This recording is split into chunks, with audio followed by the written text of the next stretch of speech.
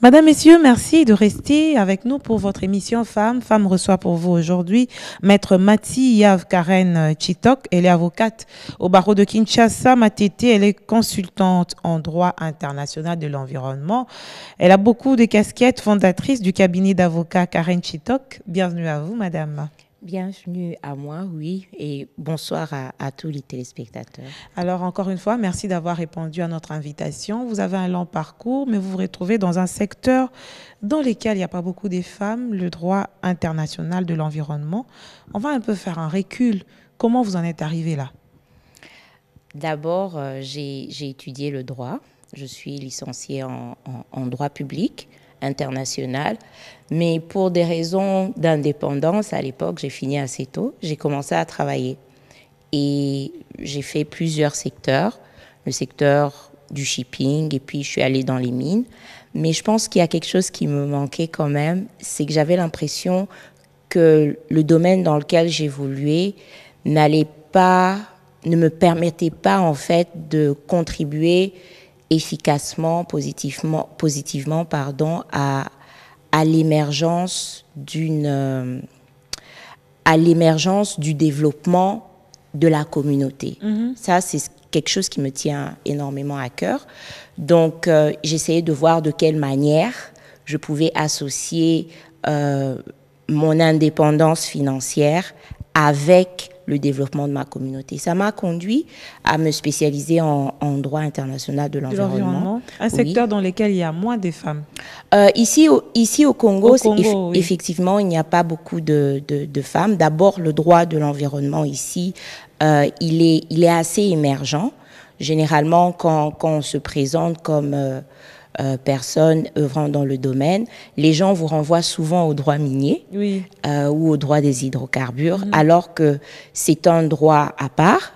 Et c'est aussi, l'environnement, c'est une matière transversale, même le droit de l'environnement. Il y a des applications dans le domaine de la santé, dans les domaines géologiques, également dans le domaine financier aujourd'hui. C'est très complexe, finalement. Oui, complexe, pas vraiment, mais ça couvre énormément d'autres secteurs. OK. Oui. Et c'est comme ça que vous avez fait cette formation sur le droit international de l'environnement. Oui. Vous l'avez fait à l'extérieur du pays, évidemment. Oui, effectivement. Beaucoup de modestie de votre part, je vois. Bon, le diplôme, il est là, qu'il soit international, qu'il soit national, c'est le savoir qu'on acquiert, c'est une connaissance. Et on voit maintenant comment se déployer ici, chez nous, pour que ça puisse prendre de l'ampleur, que les gens soient conscients que le domaine existe et qu'il y a des avantages pour le Congolais lambda à s'en servir, à le comprendre, mais aussi pour les autorités à exploiter cette avenue-là. Et aujourd'hui, que vous êtes dans un domaine dans lequel vous aviez aspiré à un certain moment pour pouvoir contribuer de manière assez visible dans les développements des communautés, c'est quand même un grand défi. Vous vous sentez à l'aise? J'aime beaucoup ce dans quoi je me suis investie. D'abord, le droit international de l'environnement est très dynamique. Ce n'est pas quelque chose de statique.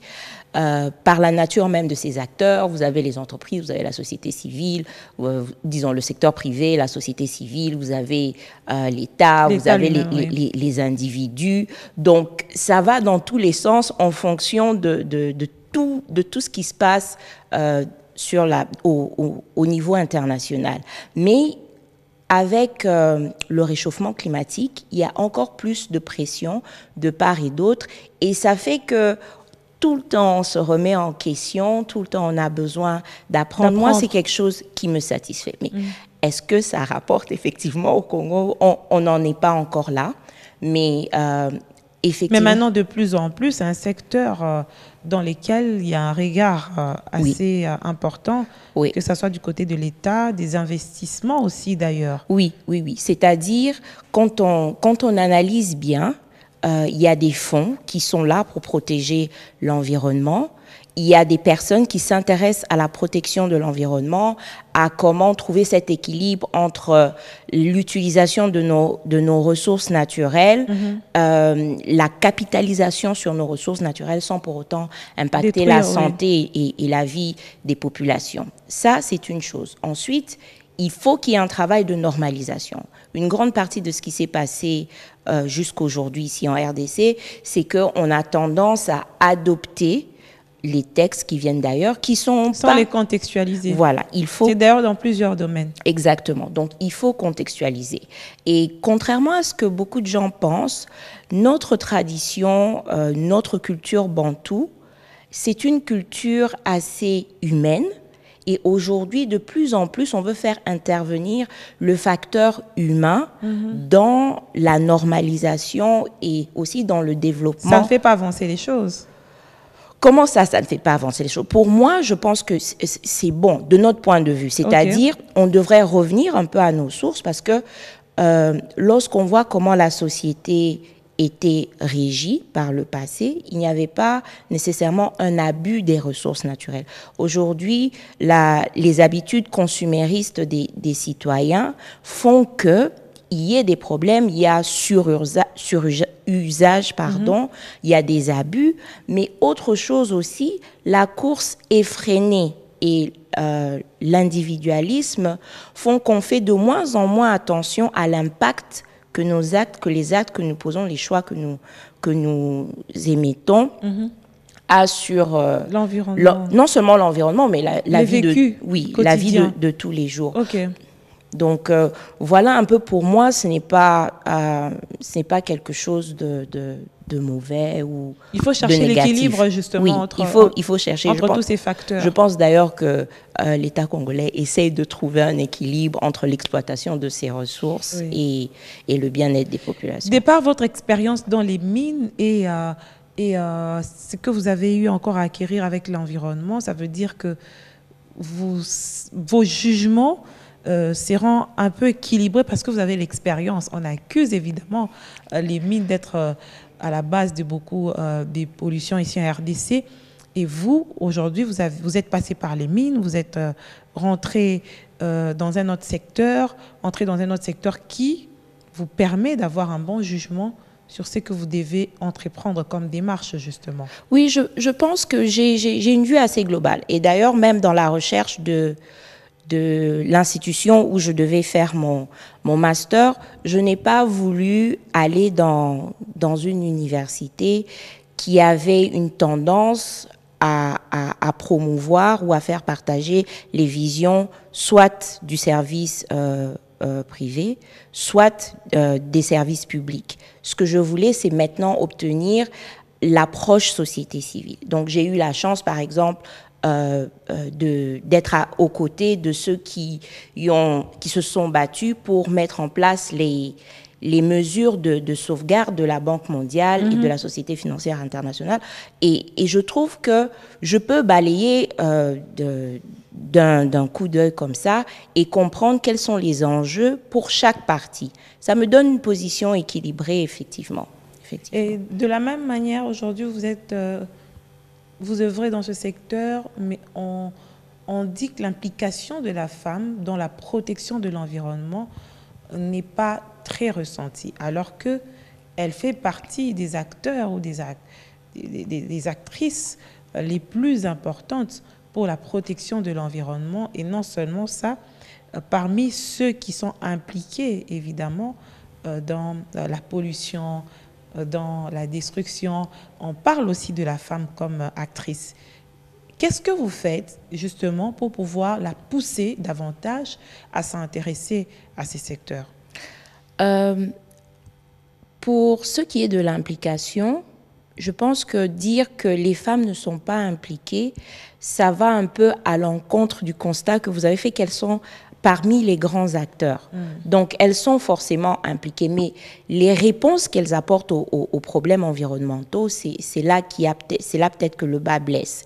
Ce qu'il faudrait faire, c'est voir comment changer les comportements des familles au travers des femmes. Parce qu'ici, au Congo, en RDC, la femme est la plaque tournante de la famille, de la société. Oui. Donc, une fois qu'on arrive à identifier les différents problèmes et on arrive également à identifier ce que la femme fait, quelle est sa part dans la création ou l'origine de ce problème, on peut trouver une solution.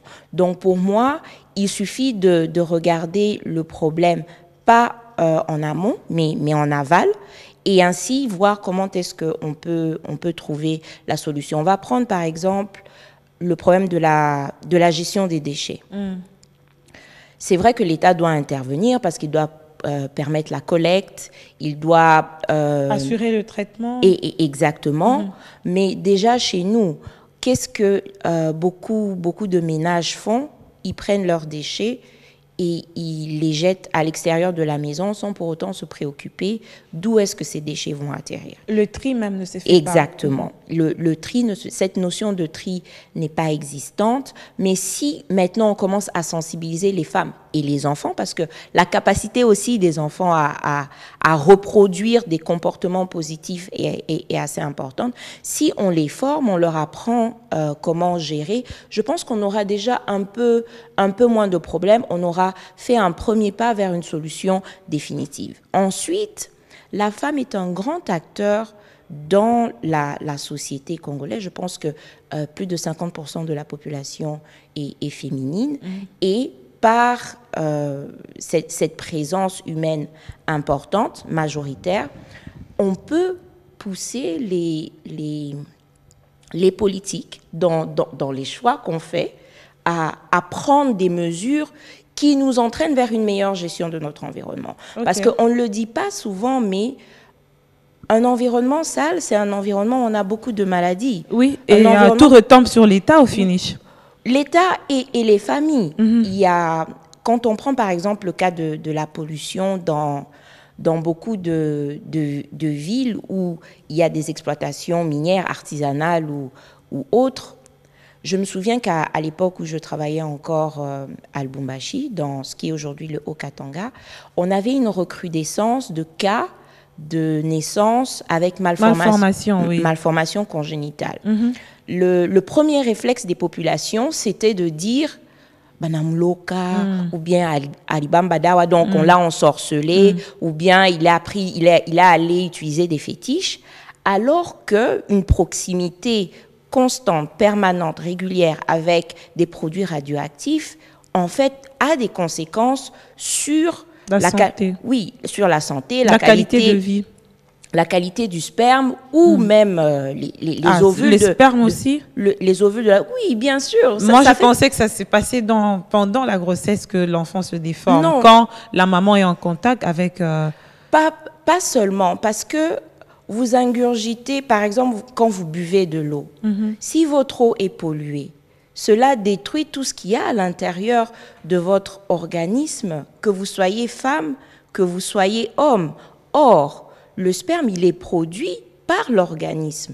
Donc, les zygotes... Donc, ça a une incidence sur les hommes. Ça a effectivement une incidence. Le grand problème ici, chez nous, c'est qu'on n'a pas encore mené d'études pour savoir, pour répertorier ces cas, essayer de voir si véritablement ce sont des malformations congénitales. Ça aussi, c'est une faiblesse, la recherche. Oui, ça, c'est une de nos grandes faiblesses. On a énormément de problèmes dans le pays. Pourtant, les potentialités ne manquent pas. Il y a du potentiel humain en termes de ressources. Je pense qu'il revient à la société civile et surtout à l'État d'encadrer, c'est-à-dire lorsqu'il y a par exemple des programmes de responsabilité sociale des entreprises, on peut toujours dans le cahier de charge demander exiger un laboratoire à côté. C'est une possibilité. Et je pense qu'on doit être créatif, innovateur, mais on doit aussi observer quels sont les besoins des populations ou quels sont les éventuels effets néfastes à court, moyen et long terme. Mais dans ce cas-là, vous, en tant que, justement, vous êtes militante, je vous considère comme ça, pour la protection de l'environnement, où les gens se retrouvent dans une situation comme ça, une malformation. Qu'est-ce qui doit être fait en amont? C'est une sensibilisation pour les déplacer ou c'est par rapport aux entreprises d'abord? Je pense que le problème a plusieurs facettes. C'est-à-dire, si on prend le cas que vous venez d'évoquer, on se rend compte que ça sera un peu comme les Koulouna, vous pensez trouver une solution, mais cause pour laquelle les gens se retrouvent produisent les mêmes effets. La cause pour laquelle les gens se retrouvent dans la rue, si on ne la gère pas, on va encore reproduire le même schéma. Donc pour moi, il faut trouver comment faire que ces populations vivent dans des conditions plus ou moins aisées, qu'elles soient en mesure de subvenir aux besoins primaires, mais après encadrer la façon dont l'environnement lui-même est géré.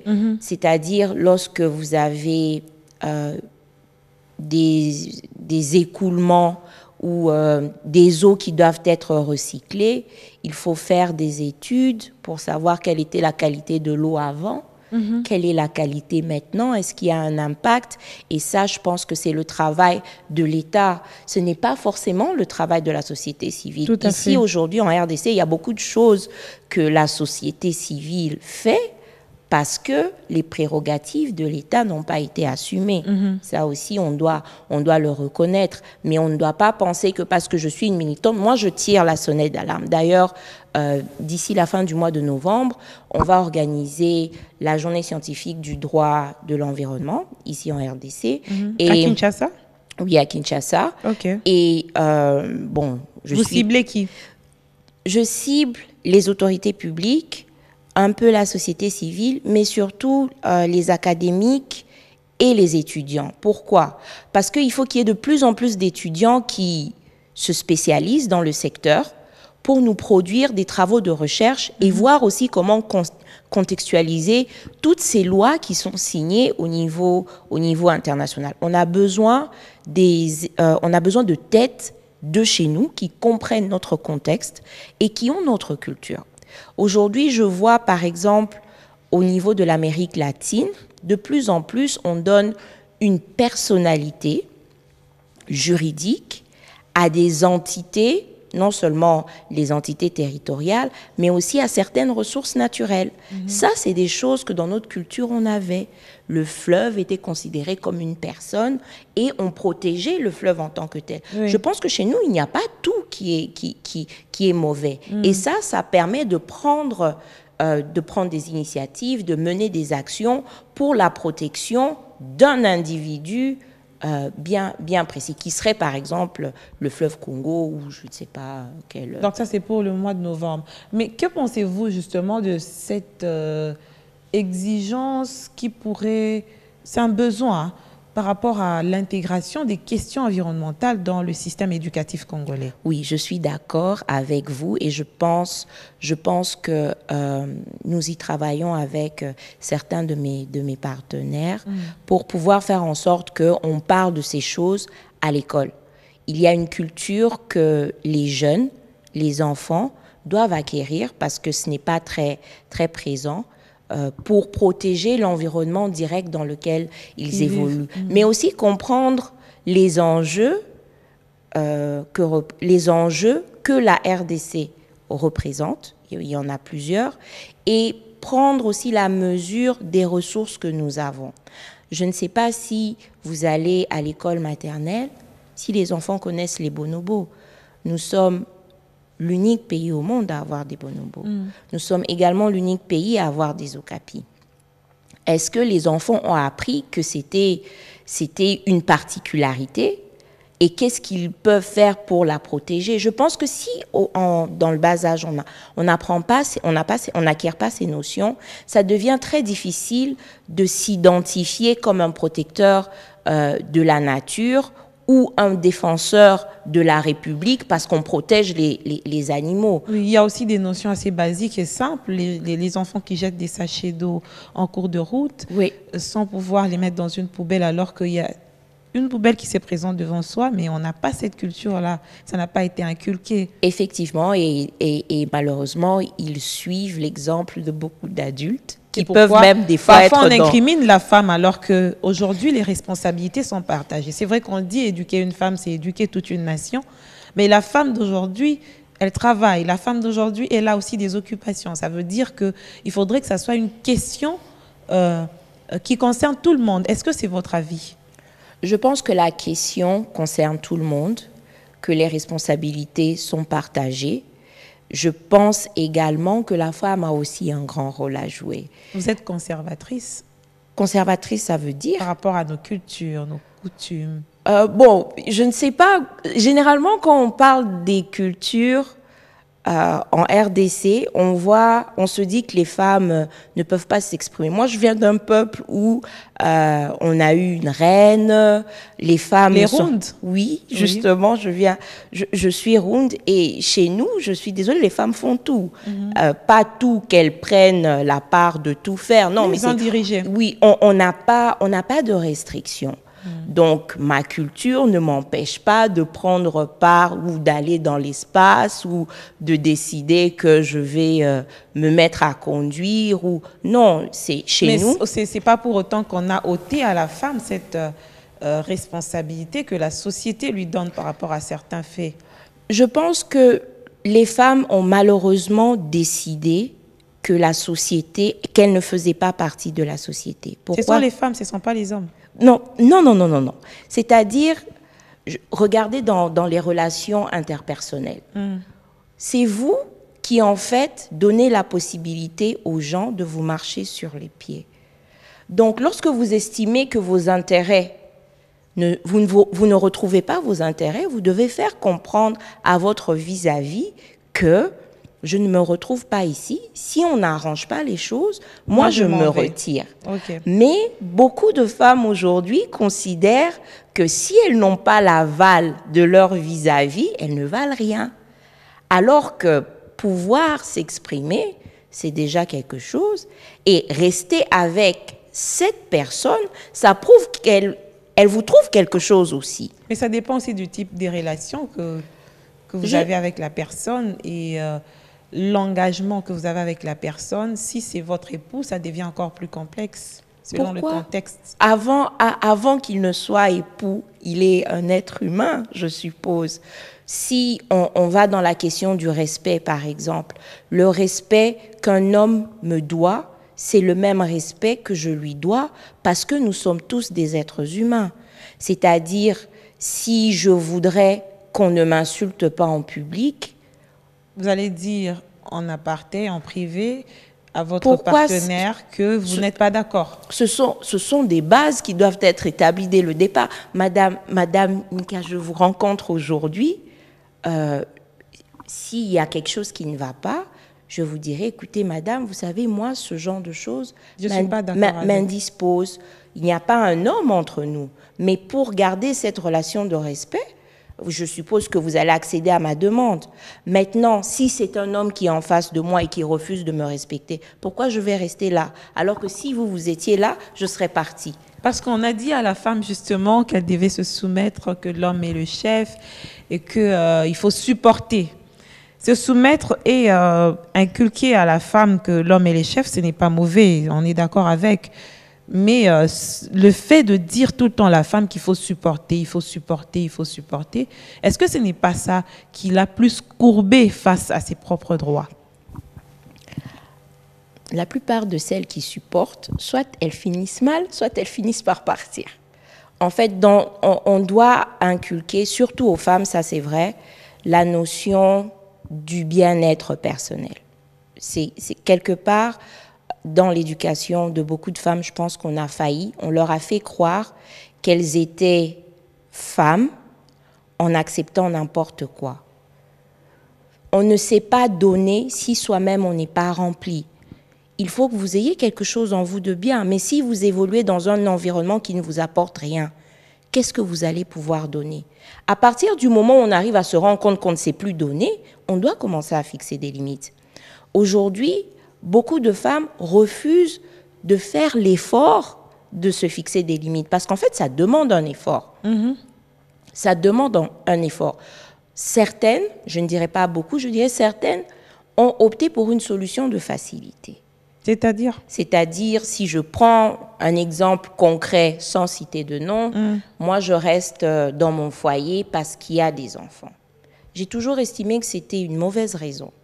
Pourquoi? Mais vous êtes aussi quand même consciente que les divorces ont un impact négatif sur l'éducation des enfants dans certains cas? Non, dans tous les cas. Dans la plupart des cas, d'ailleurs. Tous les actes que nous posons ont des conséquences. Maintenant, imaginez ce qui se passe dans la tête d'un enfant dont les parents ont vécu plus de 20 ans ensemble, mais ne se sont jamais entendus. Qu'est-ce qu'ils pensent d'un couple? Que c'est comme ça que les choses doivent se faire. Imaginez une femme qui est battue toute sa vie. Son fils a vu, sa fille a vu. Ils ont grandi comme ça. Et après, vous vous étonnez que ces personnes répètent ce même comportement. Non, ils ont estimé, après toutes ces années, que c'était normal. Qu'ils le disent ou pas, qu'ils le pensent ou pas, leur subconscient a enregistré ça comme un comportement normal qui peut arriver, ça peut se justifier. Mais à ce moment-là, est-ce que cette femme a vraiment aidé ses enfants? Je ne sais pas, c'est une question que les femmes devraient se poser aussi. Après, quand on est dans un mariage, on est deux.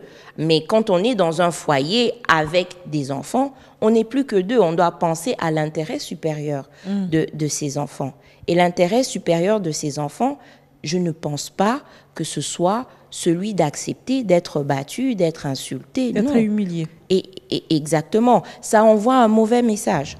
Et généralement, beaucoup de ces femmes, quand ça arrive et qu'elles ont des fils, elles transposent leur affection qui était due au mari à leur fils. Et puis vous allez voir une maman, quand son fils s'est marié, elle est tout le temps dans le mariage de fils à maman. Oui.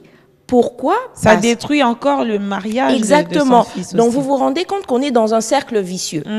J'ai toujours estimé, bon, les gens estiment, les gens disent que c'est parce que moi j'ai eu la chance d'avoir mes deux parents, mais moi j'ai toujours estimé que c'est mieux de laisser un enfant se construire son propre schéma, une personne se construire son propre schéma du couple, que de lui inculquer un schéma négatif. Mais parfois c'est fait de manière assez naturelle, sans que l'on puisse forcément imposer un modèle. Les enfants se réfèrent, vous l'avez dit vous-même, tout le temps à ce qu'ils voient devant eux.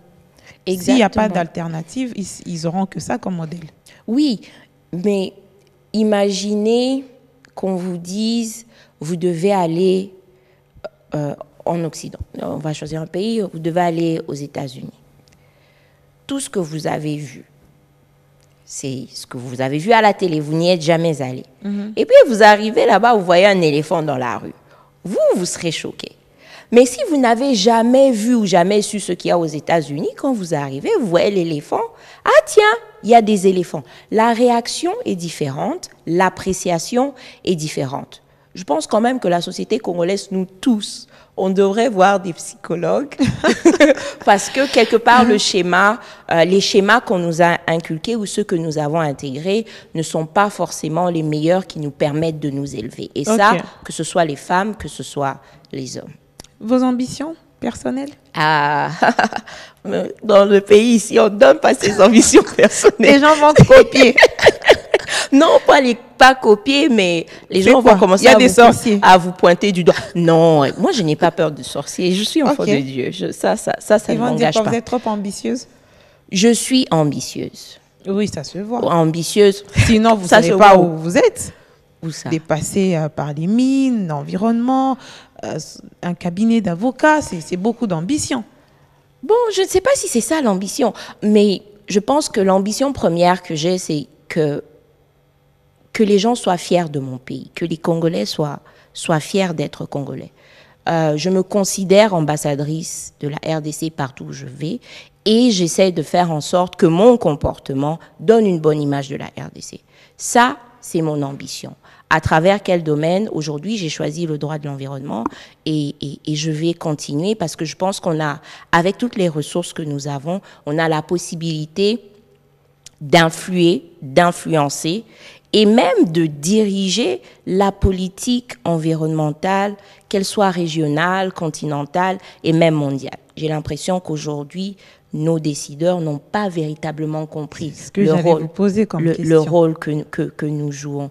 Et il faut voir comment les aider dans cette tâche, les accompagner dans cette tâche. Ça, c'est l'ambition que j'ai aujourd'hui. Ah, mais c'est pas mal de pouvoir le partager avec nous. On a fini cette émission. Merci beaucoup. C'était très bien. C'était court. J'ai apprécié cet échange. C'était court, mais l'on espère justement vous revoir prochainement pour aborder d'autres questions assez essentielles qui concernent l'environnement, mais aussi la femme par rapport à votre expérience en tant qu'avocate. Il y a beaucoup à dire là-dessus. Moi-même, j'ai réitéré l'invitation. OK, merci beaucoup, je serai Madame, ravie. Monsieur, merci à vous aussi de nous avoir suivis. L'on espère que vous avez été édifiés. C'est d'ailleurs l'objectif même premier de cette émission, de pouvoir édifier hommes et femmes pour que nous puissions vivre en paix dans la société, que chacun puisse s'épanouir pour le bien-être de notre pays et le bien-être personnel. À bientôt.